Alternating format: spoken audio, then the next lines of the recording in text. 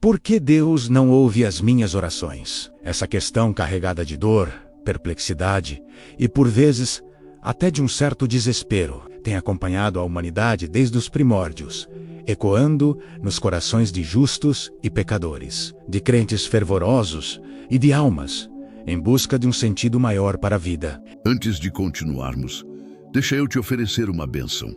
Para você que tem o desejo de se tornar um grande pregador da palavra, que quer aprender a criar sermões poderosos, vencer a timidez e apresentar seus sermões de forma eloquente e poderosa, eu preparei para você o e-book 5 Pilares de um Sermão Poderoso.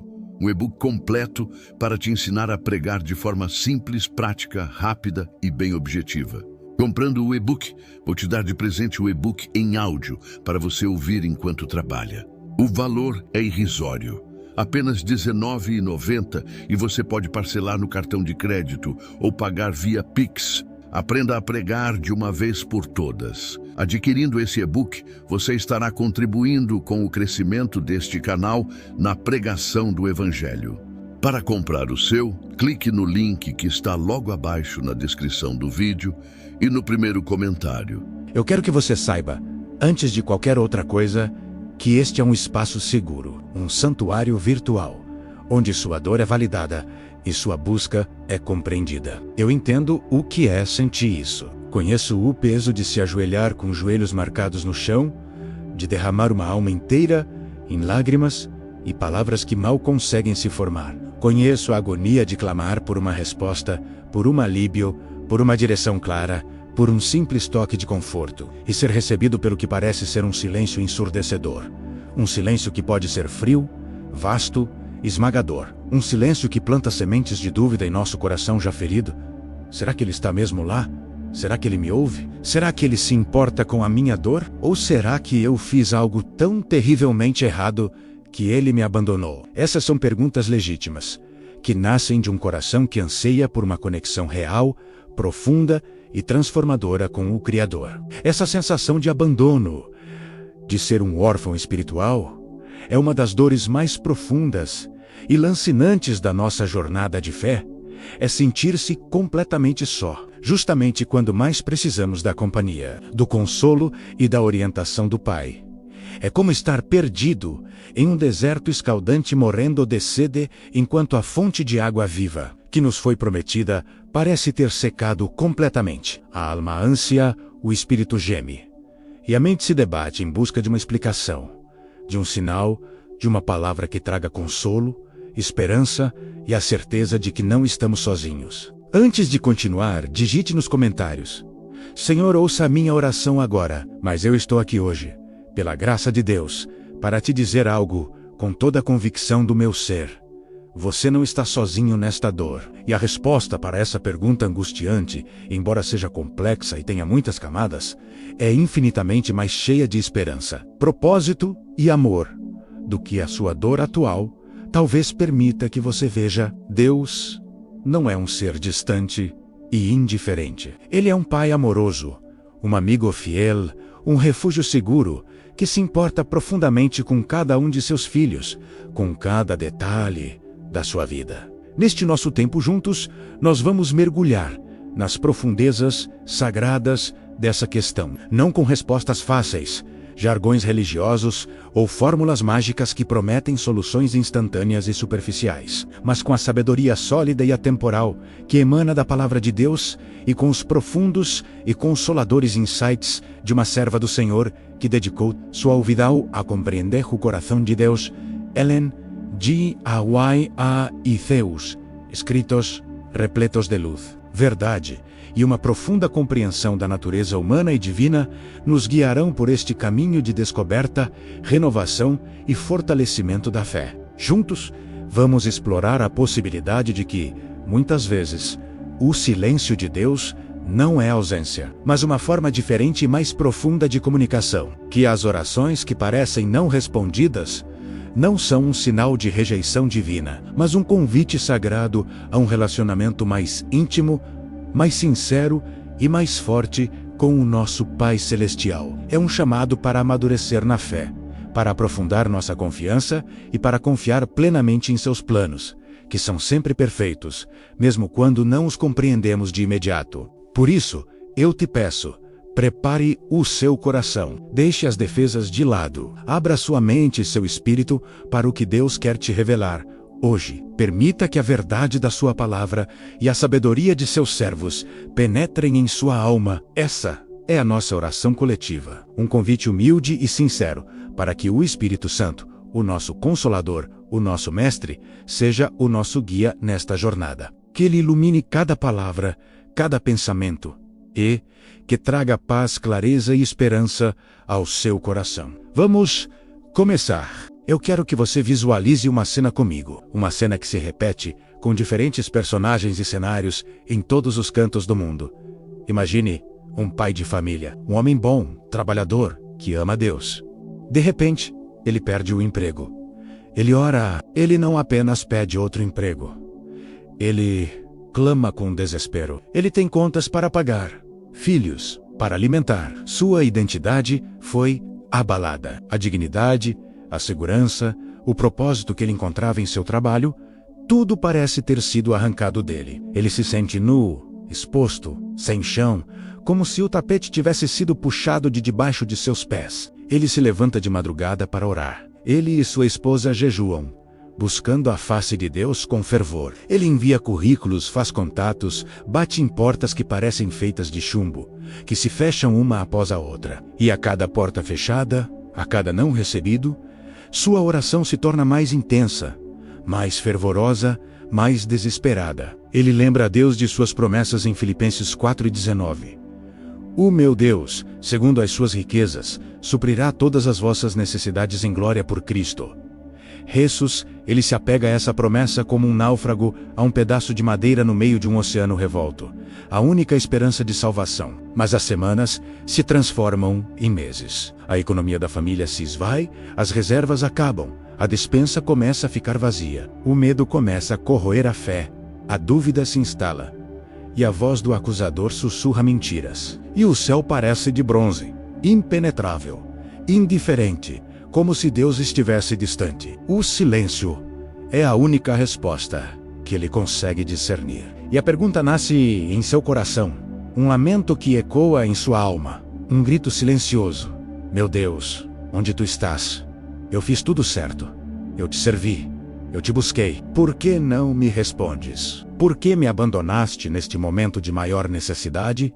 Por que o teu silêncio é tão ensurdecedor? Antes de continuar, digite nos comentários: Deus está ouvindo o meu clamor. Talvez a sua história não seja sobre desemprego. Talvez seja sobre a dor lancinante de um casamento que está se desfazendo, apesar de todas as suas súplicas por reconciliação, por um milagre que parece não vir, por uma restauração que se recusa a acontecer, deixando um rastro de mágoa e desilusão. Talvez seja a luta solitária e exaustiva contra um vício que te aprisiona, que te consome, que te rouba a paz e a dignidade, e você se sente impotente para se libertar. Talvez seja uma depressão profunda que te sufoca a alma, que te arrasta para um abismo de escuridão, e suas orações por libertação parecem se dissipar no ar, sem eco, sem resposta, deixando um vazio ainda maior, uma sensação de desesperança que parece não ter fim. Ou talvez seja a dor de uma doença incurável, a perda de um ente querido,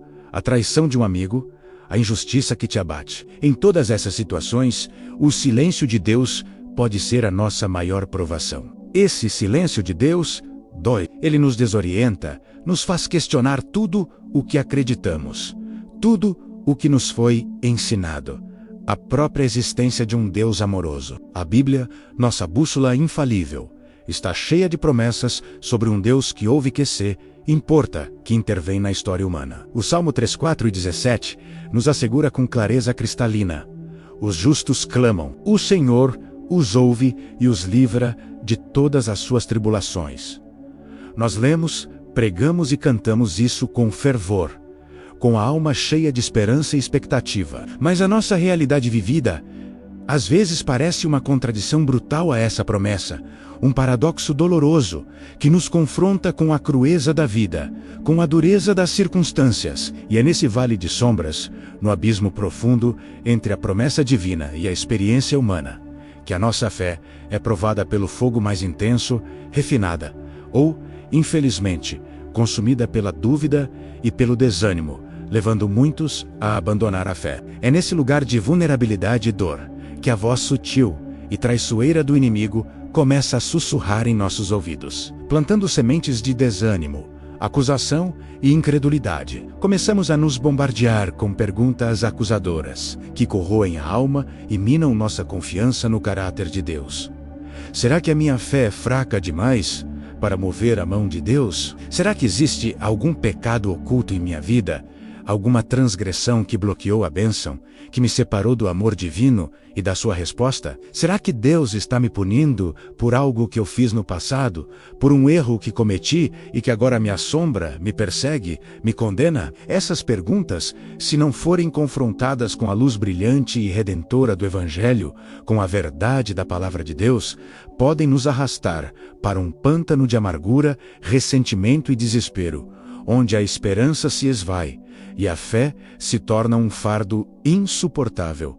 Uma prisão. É consolador saber que Ellen White, em sua vasta e profunda compreensão da experiência humana e da relação com o divino, não ignora essa angústia. Pelo contrário, ela a valida, a reconhece como parte da jornada de fé de todo cristão. Em seu livro clássico, Caminho a Cristo, ela escreve com uma sabedoria que acalma a alma sobre a nossa natureza falível e curta de vistas, que nos leva a pedir coisas que, na verdade, não seriam para o nosso bem maior, para o nosso crescimento espiritual e eterno. Ela nos lembra que, mesmo quando não vemos, mesmo quando o céu parece em silêncio, o Pai Celestial, em seu infinito amor, em sua sabedoria insondável, está nos dando aquilo que é para o nosso maior bem, menos aquilo que nós mesmos desejaríamos ardentemente, se nossa visão fosse divinamente iluminada. Se pudéssemos ver o quadro completo da eternidade, se tivéssemos a perspectiva de Deus, essa perspectiva é um bálsamo para a alma ferida, uma promessa de que há um propósito maior em tudo. Mas antes de a aplicarmos, precisamos ter a permissão de sentir a dor, de reconhecer a nossa humanidade e a nossa limitação, de sermos honestos com Deus e conosco mesmos. Seboki, Temfei, escreva nos comentários. Deus já está agindo. É crucialmente importante entender isto. Sentir-se abandonado por Deus em tempos de provação, de angústia, de incerteza, não é, em si, um pecado. É uma reação humana, natural e compreensível à dor, à perda, à frustração, à incompreensão. O próprio Jó, um homem justo e íntegro, em sua agonia indizível, questionou o silêncio de Deus, clamando por uma resposta, por uma explicação para tanto sofrimento. O salmista Asaf, no Salmo 77, descreve sua angústia profunda, sua alma perturbada, com palavras que ecoam a dor de muitos corações ao longo da história. Rejeitará o Senhor para sempre?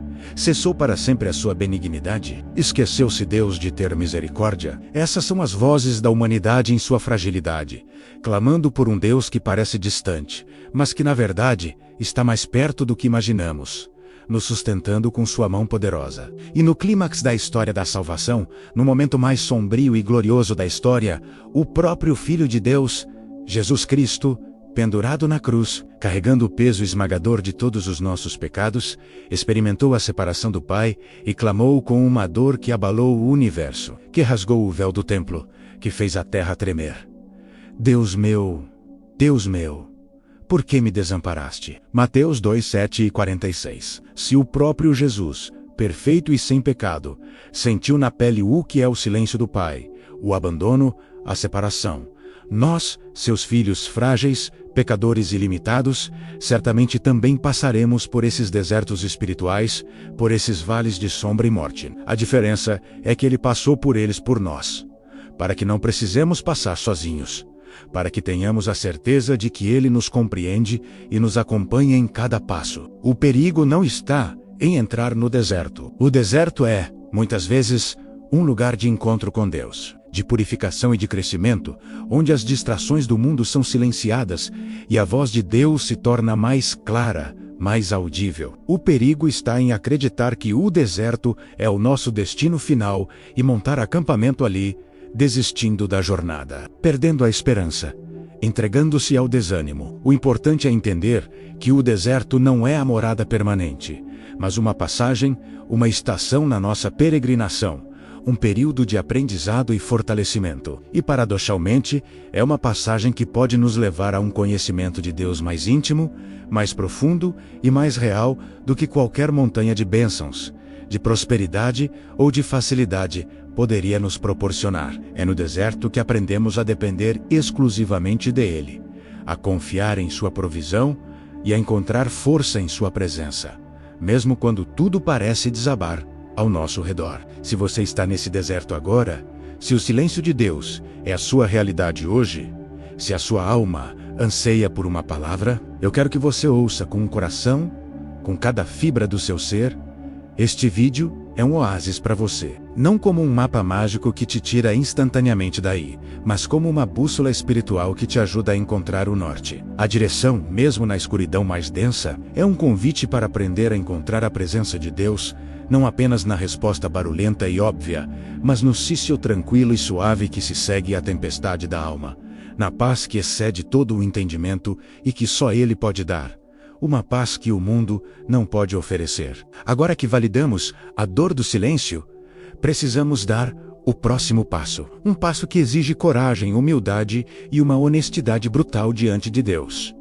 Precisamos olhar para dentro, para as profundezas do nosso próprio ser, para as motivações do nosso coração. E a primeira e mais direta razão que as Escrituras e os escritos de Ellen White nos apresentam para o aparente silêncio de Deus é a presença do pecado não confessado em nossas vidas. Uma verdade que, embora desconfortável, é libertadora, pois aponta para a solução, para o caminho da restauração. Sei que essa é uma palavra forte e impopular. Pecado.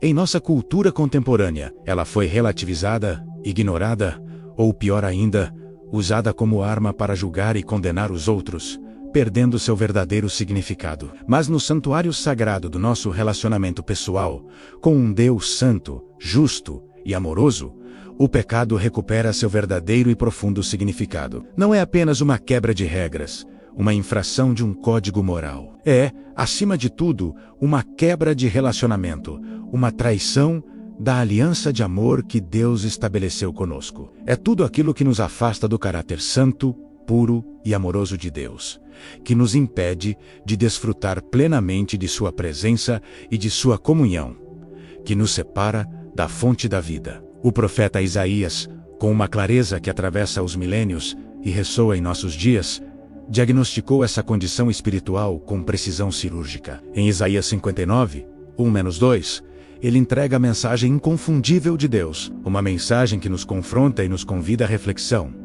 Eis que a mão do Senhor não está encolhida, para que não possa salvar, nem agravado o seu ouvido, para que não possa ouvir. Mas as vossas iniquidades fazem separação entre vós e o vosso Deus, e os vossos pecados encobrem o seu rosto de vós, para que não vos ouça. Vamos dissecar essa declaração poderosa, palavra por palavra, para que sua verdade penetre em nossa alma e nos leve ao arrependimento. O problema, meus irmãos, não está em Deus. Sua mão, que é onipotente, seu poder, que é ilimitado, não está encolhida, incapaz de salvar, de intervir, de operar milagres. Seu ouvido, que é onisciente, que tudo ouve, não está agravado, surdo às nossas súplicas, aos nossos clamores. A barreira, diz o profeta, está do nosso lado. São as nossas iniquidades, os nossos pecados, que criam uma separação abissal entre nós e o nosso Criador. Eles funcionam como um véu espesso, uma nuvem densa que encobre o rosto de Deus, nos impedindo que Ele nos ouça, não por falta de vontade ou poder, mas por causa da nossa própria escolha de persistir no erro, de nos apegar ao que nos afasta dele. Imagine tentar fazer uma ligação de vídeo com a câmera do seu celular, completamente coberta. Você pode gritar, chorar, implorar, mas a pessoa do outro lado não poderá te ver.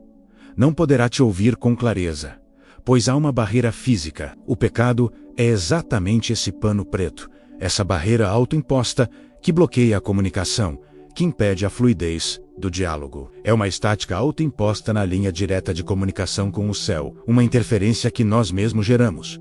impedindo que a luz divina nos alcance e que nossa voz chegue claramente ao trono da graça, onde o perdão e a misericórdia nos esperam. Ellen White, com sua sabedoria pastoral e sua profunda sensibilidade espiritual, aprofunda essa verdade, não para nos esmagar com culpa paralisante, mas para nos guiar à libertação verdadeira e duradoura, à restauração plena. Em Caminho a Cristo, ela escreve com autoridade e amor, apontando o caminho para a reconciliação. Se mantivermos iniquidade em nosso coração, se nos apegarmos a algum pecado de maneira consciente, o Senhor não nos ouvirá, mas a oração que vem do coração arrependido e contrito será sempre aceita. Vamos analisar essa frase com a atenção que ela merece, pois nela reside uma chave poderosa para a nossa vida de oração. Ela usa duas expressões específicas e muito significativas: manter iniquidade no coração e apegar-se a um pecado de maneira consciente. Isso é fundamental para nossa compreensão. Ela não está falando de erros por fraqueza, de tropeços involuntários ou de falhas que lamentamos sinceramente e buscamos corrigir com a ajuda de Deus. Ela está falando de algo deliberado, de uma escolha consciente, de uma rebelião velada, de uma resistência à voz do Espírito Santo, daquele pecado que conhecemos, que o Espírito Santo já nos revelou que nos incomoda, mas que por alguma razão abrigamos, protegemos e nos recusamos a abandonar. Aquela mágoa profunda que nos recusamos a perdoar, mantendo o coração endurecido e cheio de ressentimento, impedindo a cura. Aquela mentira que sustentamos para manter as aparências, comprometendo nossa integridade e nossa comunhão com Deus. Aquele hábito impuro que praticamos em segredo, achando que ninguém vê, mas que Deus conhece profundamente e que corrói nossa alma, nos afastando da santidade. É o pecado que justificamos com desculpas esfarrapadas, com racionalizações vazias, com argumentos que tentam aliviar nossa consciência. Mas todo mundo faz. Não é tão grave assim. Mas fulano mereceu o que eu fiz. Ele me provocou. Ele me feriu. Então, eu tenho o direito de revidar. Quando nos apegamos a um pecado conhecido, estamos no fundo dizendo a Deus: Senhor, eu quero a tua bênção. Eu anseio pela tua presença. Mas eu não quero abrir mão disso aqui. Esta área da minha vida é minha propriedade privada, e eu não te dou acesso a ela. É uma rebelião sutil, mas poderosa, contra a soberania e o amor de Deus, uma declaração de independência que nos afasta da fonte da vida, da verdadeira alegria e paz. O salmista Davi, um homem que conheceu a intimidade com Deus, como poucos, que foi chamado de homem segundo o coração de Deus, mas também a profundidade e as consequências devastadoras do pecado.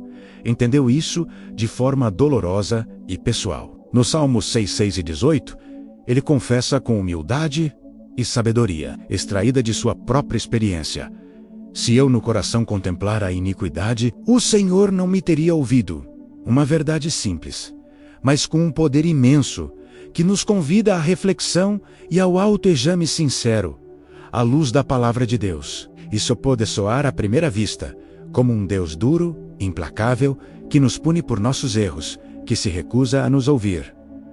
Mas é o oposto, meus irmãos. É um ato da mais profunda e incompreensível misericórdia divina. Pense bem. Se Deus respondesse a todas as nossas orações enquanto nos apegamos deliberadamente ao pecado, Ele estaria, de certa forma, endossando o nosso comportamento pecaminoso. Ele estaria nos dizendo que o pecado não tem consequências reais, que não há necessidade de arrependimento, de mudança de vida, de transformação. Ele estaria financiando nossa autodestruição espiritual e emocional, nos permitindo permanecer em um caminho que nos leva à ruína, à separação eterna dele. Ele estaria nos tratando como filhos mimados, que podem fazer o que quiserem sem consequências, e não como filhos amados que precisam de correção, de disciplina e de orientação para crescer, amadurecer e se tornar mais semelhantes a Cristo, para alcançar o propósito para o qual foram criados, para viverem uma vida plena e abundante. O silêncio de Deus, neste caso específico, funciona como um alarme espiritual, um sinal de alerta, um chamado de amor. É um chamado amoroso, um sussurro do Espírito Santo ao nosso coração, convidando-nos ao arrependimento verdadeiro, à conversão genuína, a uma entrega total. É Deus dizendo: com uma voz cheia de amor e anseio: meu filho, minha filha, eu te amo demais para te deixar continuar nesse caminho de autodestruição. Eu anseio por te abençoar, por derramar minhas melhores dádivas sobre você, por restaurar plenamente a nossa comunhão, por te dar a paz que excede todo o entendimento, mas essa barreira de pecado entre nós precisa ser derrubada. Confesse, abandone, volte para mim de todo o seu coração, com sinceridade e humildade, e você descobrirá que os meus ouvidos nunca estiveram realmente fechados para você. Eles estavam apenas esperando o seu clamor de arrependimento, o seu desejo de se reconciliar comigo, de voltar para os meus braços de amor. Então, a primeira pergunta que precisamos nos fazer, com total honestidade, com o coração aberto e humilde, aos pés da cruz de Cristo, é: existe algum pecado consciente em minha vida? Existe algo que o Espírito Santo tem me mostrado repetidamente? Algo que ele tem me incomodado a abandonar e que eu tenho ignorado, adiado ou justificado? Permita que essa pergunta penetre em sua alma e traga à tona o que precisa ser confessado, o que precisa ser entregue a Deus para que Ele possa purificar e restaurar.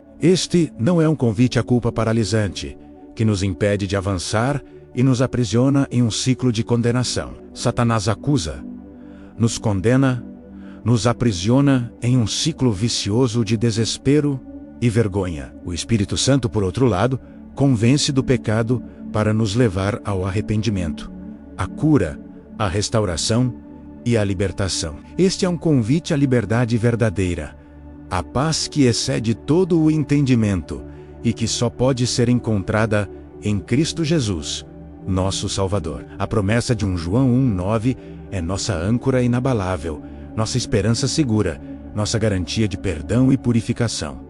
Se confessarmos os nossos pecados, Ele é fiel e justo para nos perdoar os pecados e nos purificar de toda injustiça.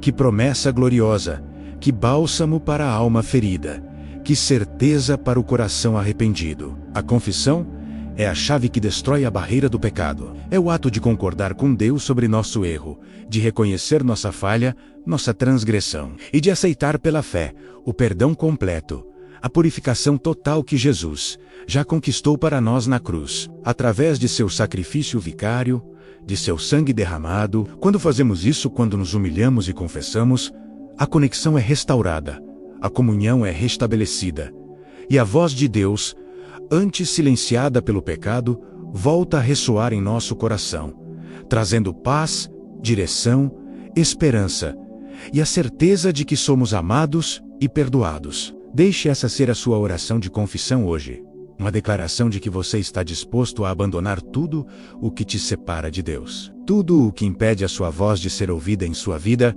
tudo o que te afasta do seu amor. E saiba que do outro lado do seu arrependimento, não está um Deus zangado pronto para condenar, mas um Pai amoroso que corre em sua direção, de braços abertos, pronto para te abraçar, perdoar e restaurar plenamente, para te dar uma nova chance, um novo come. Já falamos sobre a dor do silêncio e sobre como o pecado não confessado pode criar uma barreira intransponível entre nós e Deus.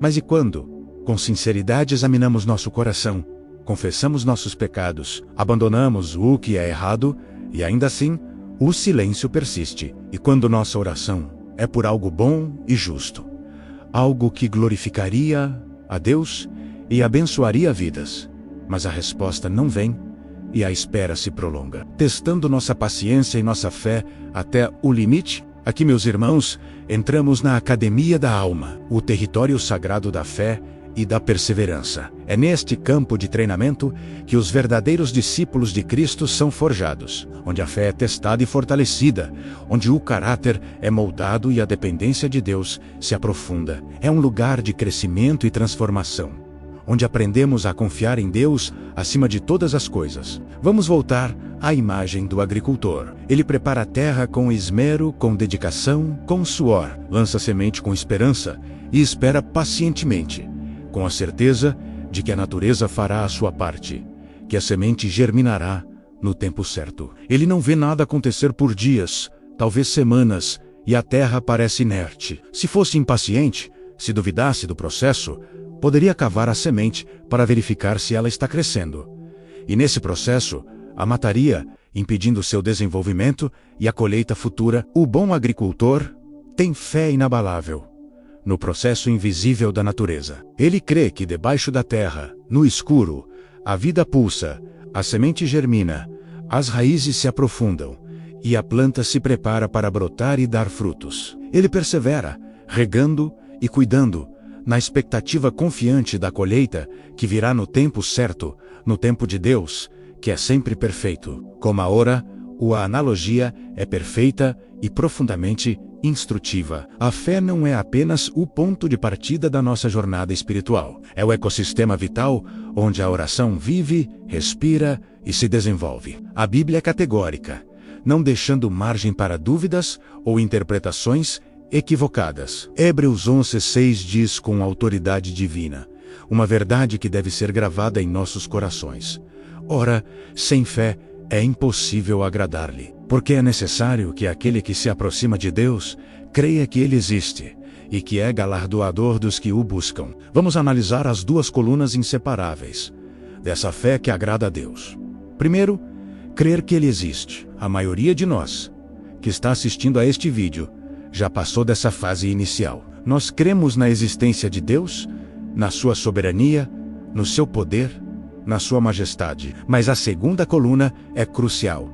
É onde muitos de nós tropeçamos, onde nossa fé é realmente testada e aperfeiçoada, crer que Ele é galardoador, ou seja, recompensador, um doador generoso, um pai que cumpre suas promessas, que honra a fé de seus filhos, daqueles que o buscam com sinceridade e persistência. Não é apenas crer em sua existência abstrata, mas crer em seu caráter ativo, benevolente e responsivo. Crer que Ele é bom, que Ele ouve cada sussurro da nossa alma e que se deleita em abençoar seus filhos, em suprir suas necessidades e em realizar seus propósitos em suas vidas, de acordo com sua perfeita vontade, que é sempre o melhor para nós. Jesus, em seu ministério terreno, levou essa verdade a um nível radical, desafiando nossa lógica humana e nossa compreensão limitada. Em Marcos 11:24, ele nos entrega uma das promessas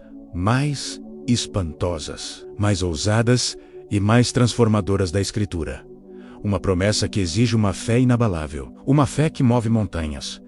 Por isso vos digo que todas as coisas que pedirdes, orando, cride receber, e teláseis. Cride que recebestes no passado, não é cride que recebereis no futuro incerto, condicionado, é a fé que se apropria da bênção no momento presente da oração. Antes mesmo de qualquer evidência física se manifestar, antes mesmo de vermos com nossos olhos. É a fé que agradece pela cura, enquanto o corpo ainda sente a dor da enfermidade. É a fé que louva pela provisão divina, enquanto a conta bancária está no vermelho e as preocupações se acumulam. É a fé que vê o invisível, que crê no impossível, que declara a vitória antes mesmo de a ver com os olhos naturais, porque confia plenamente no Deus que tudo pode. Isso é o oposto diametral da dúvida. Tiago, o irmão de Jesus, com sua sabedoria prática e direta, nos adverte em Tiago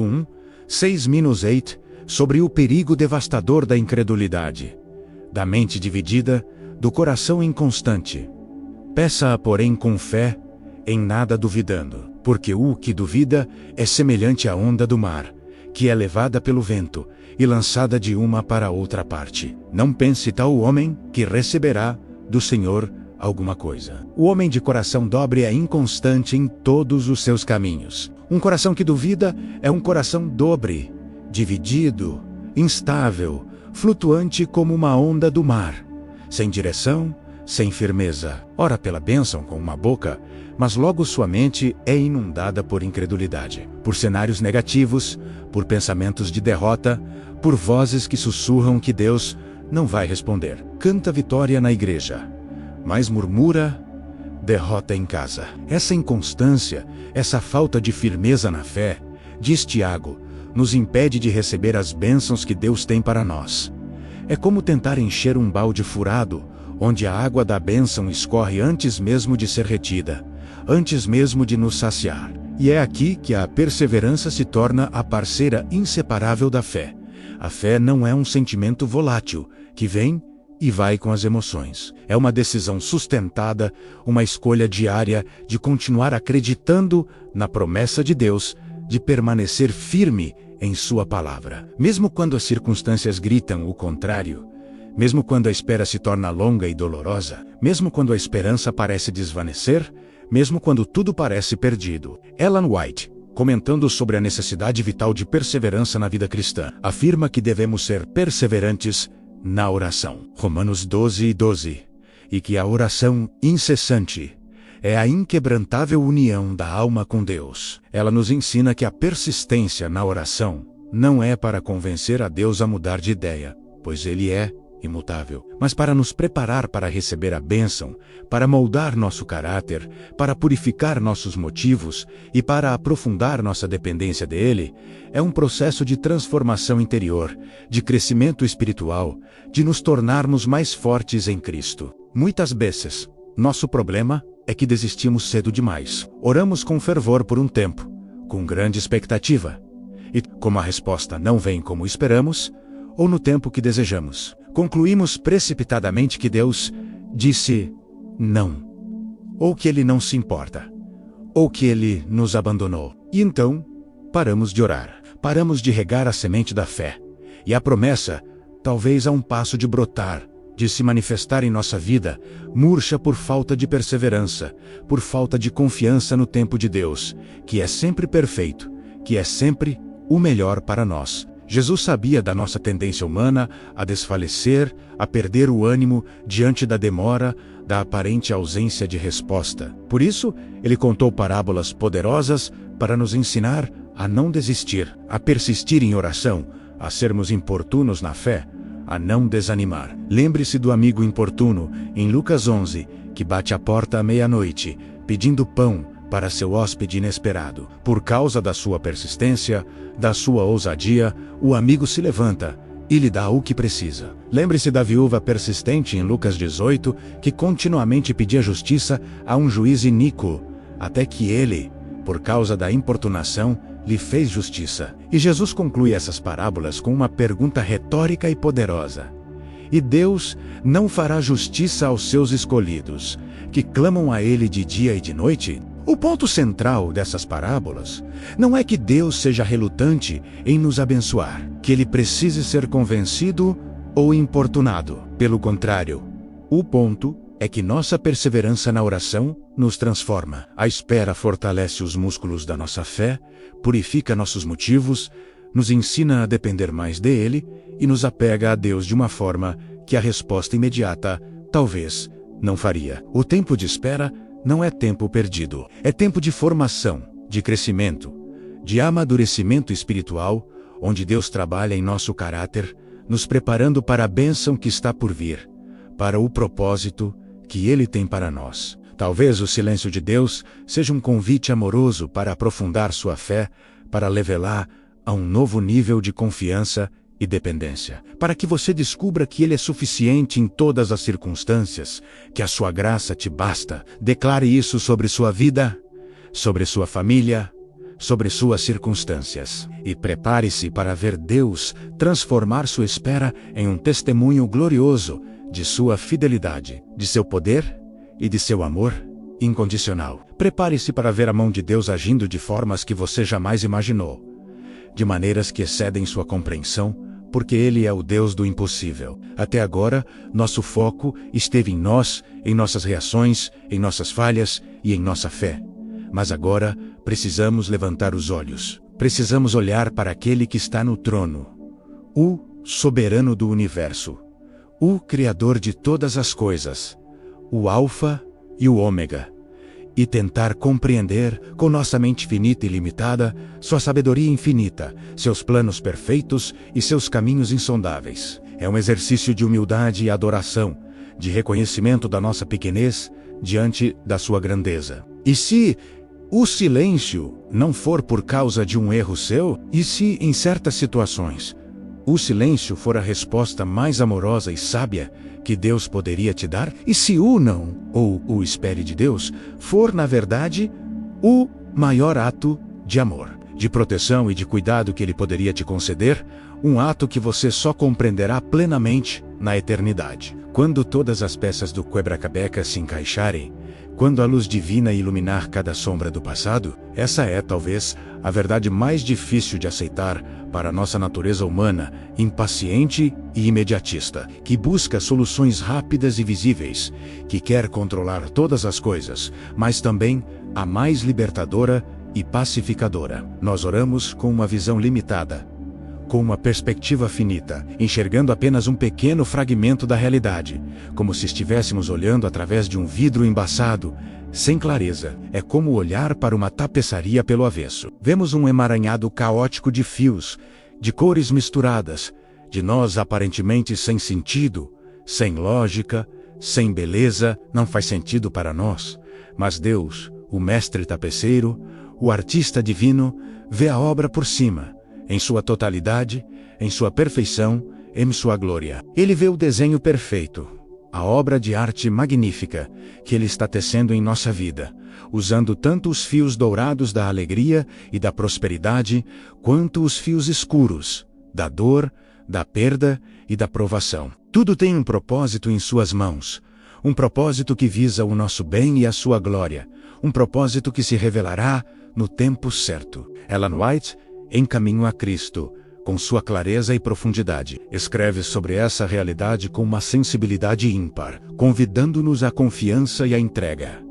Temos tantas falhas, somos tão míopes, que às vezes pedimos coisas que não serão bênçãos para nós. E nosso Pai Celestial, por amar-nos, responde nossas orações dando-nos aquilo que será para o nosso maior bem, menos aquilo que nós mesmos desejaríamos ardentemente, se nossa visão fosse divinamente iluminada. Vamos desempacotar essa joia de sabedoria, essa pérola de entendimento que nos convida à confiança incondicional no amor e na sabedoria de Deus. Às vezes pedimos coisas que não serão bênçãos para nós. Quantas vezes, em nossa ignorância e limitação, oramos fervorosamente por um relacionamento que teria nos destruído espiritualmente, que teria nos afastado de Deus, que teria nos levado para longe do seu propósito, que teria nos causado mais dor do que alegria? Quantas vezes imploramos por um emprego, por uma oportunidade que, se concedida, nos afastaria da família, da igreja, dos nossos valores mais profundos, comprometendo nossa fé e nossa comunhão com Deus? Quantas vezes pedimos por uma cura física imediata, quando Deus queria realizar uma cura mais profunda, mais abrangente e mais duradoura em nossa alma, em nosso caráter, através daquela enfermidade, daquela provação, daquela dor que nos ensina a depender dele, a buscar sua face acima de tudo? Nós pedimos o que achamos que queremos, o que nossos olhos limitados enxergam como o melhor para nós, o que nossa mente finita consegue conceber. Deus, em sua infinita sabedoria e amor, nos dá o que Ele sabe que precisamos para nosso bem eterno, para o nosso crescimento, para a nossa santificação e para a sua glória.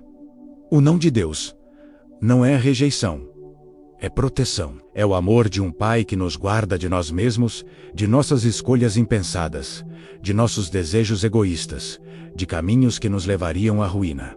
O espere não é procrastinação divina, é preparação para algo maior, algo mais sublime, algo que excede em muito nossas expectativas e nossos planos. É o tempo de Deus nos moldando, nos capacitando, nos preparando para receber a bênção no momento perfeito, no tempo certo, de acordo com a sua vontade soberana, que é sempre o melhor para seus filhos. O apóstolo Paulo, um gigante da fé, um homem que experimentou o poder de Deus de forma extraordinária, que foi usado por Deus para escrever grande parte do Novo Testamento, aprendeu essa lição de forma profunda e dolorosa. Em 2 Coríntios 12, ele fala sobre seu espinho na carne. Não sabemos exatamente o que era, mas o aflige terrivelmente, causando-lhe grande sofrimento físico ou emocional, uma constante lembrança de sua fraqueza. E ele orou. Ele diz, com a sinceridade de um coração que confiava plenamente em Deus,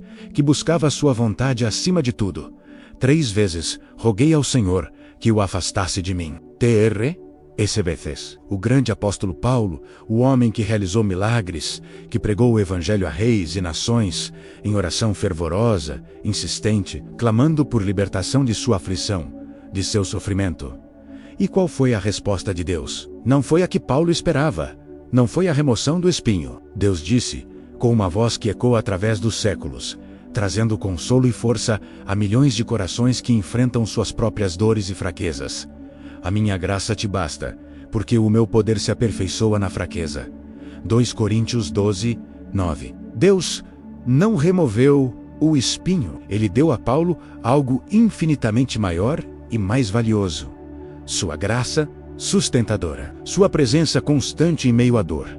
Sua força que se manifesta na fraqueza humana. E nesse processo de fraqueza e dependência, o poder de Deus se manifestou na vida de Paulo de uma forma que nunca teria se manifestado se ele fosse forte, autossuficiente e independente, confiando apenas em suas próprias capacidades e recursos. A fraqueza de Paulo se tornou o palco glorioso para o poder de Cristo, para que a glória fosse toda dele, para que ninguém pudesse se gloriar em si mesmo. O que Paulo via como um obstáculo intransponível, Deus usou como um instrumento poderoso para a sua glória e para o crescimento espiritual de Paulo, e para o benefício de toda a igreja, que aprendeu com seu exemplo. E é exatamente isso que Deus quer fazer em nossas vidas. Às vezes, Ele permite a provação, a dor, a oração que parece não respondida, para que paremos de confiar em nossa própria força, em nossa própria sabedoria, em nossos próprios recursos, e aprendamos a depender exclusivamente de sua graça, de sua provisão, de sua direção, de seu amor, para que o mundo olhe para nós, em nossa fraqueza, em nossa vulnerabilidade, em nossas limitações, e veja não a nossa capacidade, mas o poder sobrenatural de Cristo que habita em nós, que nos sustenta e nos capacita a ir além de nós mesmos, a fazer coisas que jamais poderíamos fazer sozinhos. Ellen White nos aconselha com sabedoria e encorajamento, nos momentos de dúvida e espera, nos momentos em que a fé é testada, quando nossas orações parecem não ter resposta. Devemos apegar-nos à promessa, pois o momento da resposta chegará e receberemos a bênção de que mais necessitamos. Isso exige uma entrega radical, uma confiança inabalável, uma fé que transcende o que vemos e sentimos, que vai além da lógica humana. Exige que confiemos no tapeceiro divino mesmo vendo apenas o avesso da obra, mesmo sem compreender o propósito imediato, mesmo quando a dor é intensa, mesmo quando a espera é longa. Exige que oremos como Jesus, no Getsemane, em sua agônia, mas em total submissão à vontade do Pai. Todavia, não seja como eu quero, e sim como tu queres. Mateus 2, 6 e 39. Essa é a oração da verdadeira fé, da verdadeira entrega, da verdadeira adoração, que reconhece a soberania de Deus acima de tudo. A oração mais poderosa não é a que dobra a vontade de Deus à nossa, mas a que alinha a nossa vontade, os nossos desejos, os nossos planos, à vontade perfeita e soberana dele. É a oração que busca o reino de Deus em primeiro lugar, confiando que todas as outras coisas nos serão acrescentadas de acordo com a sua promessa. É a oração que confia que os pensamentos de Deus são mais altos que os nossos pensamentos, e os seus caminhos mais altos que os nossos caminhos, e que Ele sabe o que é melhor para nós, mesmo quando não compreendemos. Então, se você está lutando com uma oração não respondida, se a sua alma está inquieta, se a incerteza te consome, se o desânimo tenta te abater, talvez seja o momento de mudar a perspectiva, de elevar o seu olhar para o alto, para o autor e consumador da sua fé, em vez de perguntar por que Deus, por que isso está acontecendo comigo, por que essa dor, por que essa perda. Comece a perguntar o que tu queres me ensinar com isso. Senhor, qual é o teu propósito em meio a esta situação? Como posso te glorificar mesmo aqui, neste vale de sombras? Em vez de clamar, me tira daqui, Senhor, tente orar. Me sustenta aqui, Pai. Me capacita a suportar. Me dá a tua graça. Me fortalece.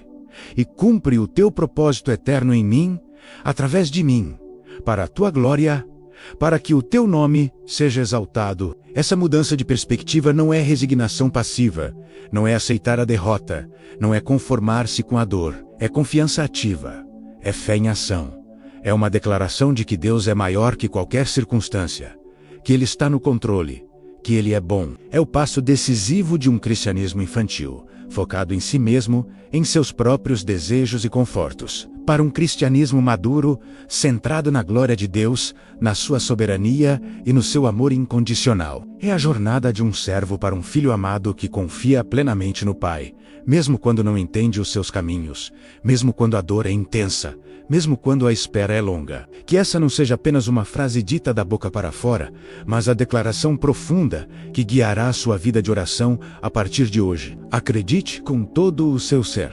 A vontade dele é sempre boa, perfeita e agradável, mesmo que venha embrulhada no silêncio, na espera ou em circunstâncias que não compreendemos de imediato. A vontade de Deus é o melhor lugar para se estar, o lugar mais seguro, o lugar de verdadeira paz e propósito. Nós viajamos por vales profundos e escuros até agora. Falamos da dor do silêncio, da barreira do pecado, da necessidade de fé e perseverança, e da sabedoria soberana de Deus.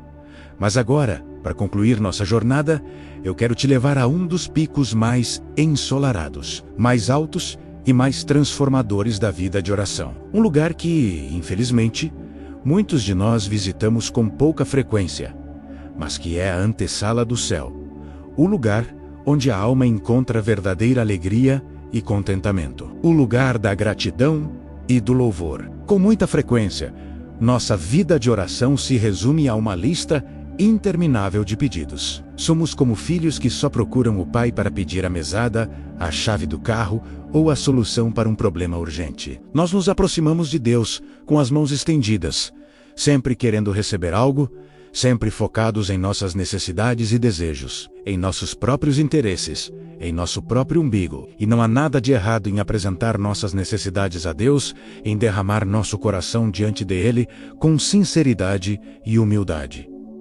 Ele mesmo nos convida a fazer isso. Mas um relacionamento saudável, maduro e profundo não pode ser baseado apenas em pedidos.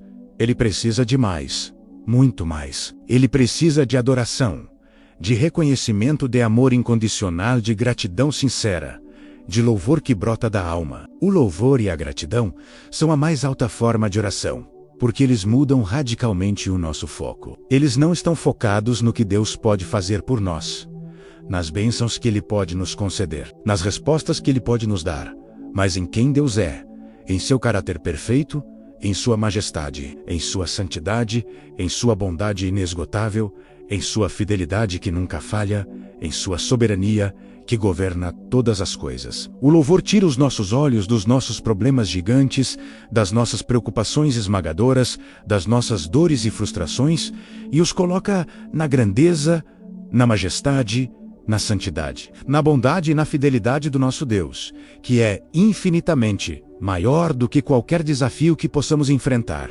do que qualquer gigante que se levante contra nós. Ele é digno de todo o nosso louvor, em todo o tempo, em todas as circunstâncias, porque Ele é Deus. O apóstolo Paulo, escrevendo aos Filipenses da prisão, um lugar onde ele teria todos os motivos para reclamar, para murmurar, para se desesperar, para questionar a justiça de Deus, para se sentir abandonado, nos dá esta instrução poderosa, esta chave para a paz que excede todo o entendimento. Em Filipenses 4, verso 6, não andeis ansiosos por coisa alguma, antes as vossas petições sejam em tudo conhecidas diante de Deus pela oração e súplica, com ações de graça. A ação de graças não é algo que fazemos depois que a resposta chega, como um agradecimento tardio ou condicional, como se Deus tivesse que nos provar algo. Ela é parte integrante, essencial, do próprio ato de orar. Nós pedimos, e nós já agradecemos. Agradecemos porque sabemos que Ele está ouvindo, que Ele se importa, que Ele é bom, que Ele tem o melhor para nós. Agradecemos porque confiamos em seu caráter imutável, em sua fidelidade que nunca falha. em seu amor que nos cerca e nos sustenta. Agradecemos porque, independentemente da resposta que Ele nos der, Ele continua sendo bom, Ele continua sendo Deus, e Ele continua sendo digno de todo o nosso louvor e adoração. É uma fé que agradece antes de ver, que confia antes de compreender, que louva antes de receber. Quando murmuramos, quando reclamamos, quando nos desesperamos, nos alinhamos com o inimigo, que é o acusador dos irmãos, que busca roubar nossa alegria e nossa paz, que tenta nos afastar de Deus. Quando louvamos, mesmo na dor, mesmo em meio às lágrimas, mesmo quando não entendemos, algo se quebra na atmosfera espiritual. Lembre-se da história inspiradora de Paulo e Silas na prisão, Atos 16. Açoitados, feridos, presos em um tronco, em uma cela escura e fétida, à meia-noite, eles oravam e cantavam hinos de louvor a Deus. O resultado? Um terremoto sobrenatural quebrou as cadeias, abriu as portas da prisão e transformou a vida do carcereiro e de toda a sua família. O louvor é a sua arma de guerra mais poderosa. É a fé cantando no escuro, declarando a vitória antes mesmo de vê-la, confiando que Deus está no controle, que Ele é fiel para cumprir suas promessas. Às vezes, Deus fica em silêncio diante dos nossos pedidos, porque Ele está esperando ouvir de nós um obrigado, eu te louvo. Não pelo que eu quero que o Senhor faça, mas por quem o Senhor é. Eu te louvo pela tua soberania, pela tua bondade, pela tua fidelidade. Mesmo quando não compreendo os teus caminhos, mesmo quando a dor é intensa, mesmo quando a espera é longa, mesmo quando tudo parece desabar ao meu redor. Meu querido irmão, minha querida irmã, chegamos ao final desta jornada de reflexão e descoberta. Começamos na dor do silêncio e descobrimos que Deus sempre ouve. Seu silêncio não é ausência, não é indiferença. É, na verdade, uma linguagem divina, uma forma profunda de comunicação, que precisamos aprender a interpretar com o coração e com a fé, com a sensibilidade do Espírito Santo, com a mente de Cristo. Às vezes, o silêncio é um chamado urgente ao arrependimento, à purificação da alma, à restauração da comunhão com Deus, à santidade. Às vezes, o silêncio é um campo de treinamento intensivo para a fé e a perseverança, forjando em nós um caráter mais forte, mais resiliente, mais parecido com o de Cristo, mais dependente dele. Às vezes, o silêncio é a proteção amorosa e sábia de um Pai que nos guarda de nós mesmos e de nossos próprios desejos limitados, que nos livra de caminhos que nos levariam à ruína, à dor, à destruição. E às vezes, o silêncio é um convite sublime ao louvor e à gratidão, elevando nossa alma acima das circunstâncias, nos lembrando da grandeza e da bondade de Deus, nos enchendo de alegria e paz, mesmo em meio à tempestade. Orar não é controlar Deus, é conectar-se com Ele. É um relacionamento vivo, dinâmico e transformador. O desafio é aprender a ouvir Deus, não apenas em suas respostas audíveis e espetaculares, mas em seu silêncio eloquente e cheio de significado. Não saia daqui com uma fórmula mágica, com uma resposta pronta para todos os seus problemas, mas com um desejo renovado de buscar o coração de Deus mais do que as suas mãos. Apaixone-se pelo doador, e não apenas pelas dádivas. Se você fizer isso, sua vida de oração nunca mais será a mesma. Você encontrará paz no meio da espera, força na fraqueza, e a presença dele como um sussurro constante em sua alma, dizendo: eu estou aqui, eu te amo, e a minha graça te basta. Eu sou o teu refúgio e a tua fortaleza, o teu socorro bem presente na angústia. Eu sou o teu Deus, e estou contigo em todo o tempo. Eu quero orar por você agora. Feche seus olhos,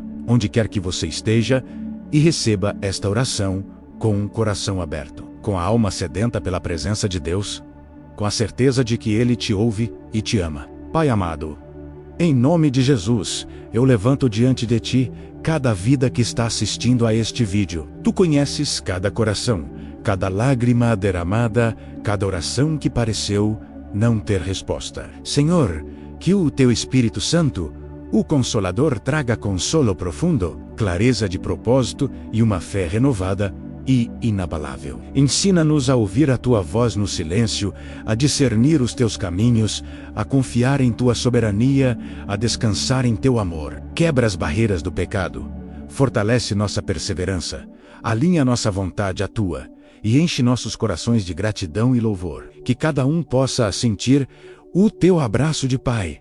Agora, a tua presença real e transformadora, a tua paz que excede todo o entendimento. Em nome de Jesus, amém. Amém. Se este vídeo tocou seu coração, se o Espírito Santo falou com você através desta mensagem, peço que nos ajude a continuar este ministério e a levar esta palavra de esperança e fé a mais pessoas que precisam ouvir, que estão buscando um sentido, uma direção, um consolo, uma luz em meio à escuridão. Primeiro, curta este vídeo. Seu like é um gesto simples, mas poderoso. Ele ajuda o YouTube a entender que esta mensagem é relevante e a mostrar para mais pessoas que podem estar passando pelo mesmo deserto que você, que podem estar buscando respostas para o silêncio de Deus, que precisam de uma palavra de encorajamento, de um abraço espiritual. Segundo, comente. Eu quero muito saber o que Deus falou com você hoje. Compartilhe sua experiência, seu testemunho, sua reflexão, sua oração, sua dúvida, sua esperança e, por favor, digite seu nome e a cidade de onde você está assistindo, para que eu e minha equipe possamos orar por você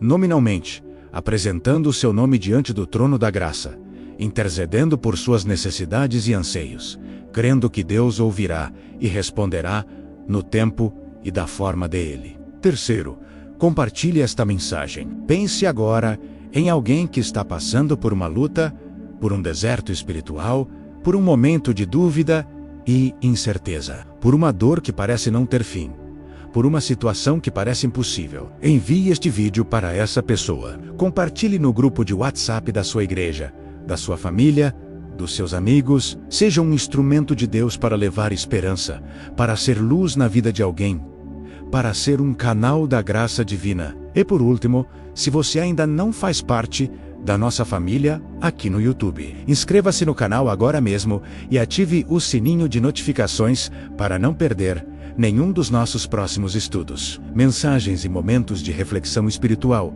que são preparados com muito carinho e oração para abençoar sua vida, para edificar sua fé e para te aproximar ainda mais de Deus. Obrigado pelo seu tempo e pelo seu coração aberto. Lembre-se sempre, Deus te ouve. Continue orando, continue buscando, continue confiando. Fique na paz de Cristo e até nosso próximo encontro, onde continuaremos a explorar as profundezas do amor de Deus, a riqueza da sua palavra e a beleza da sua vontade para nossas vidas.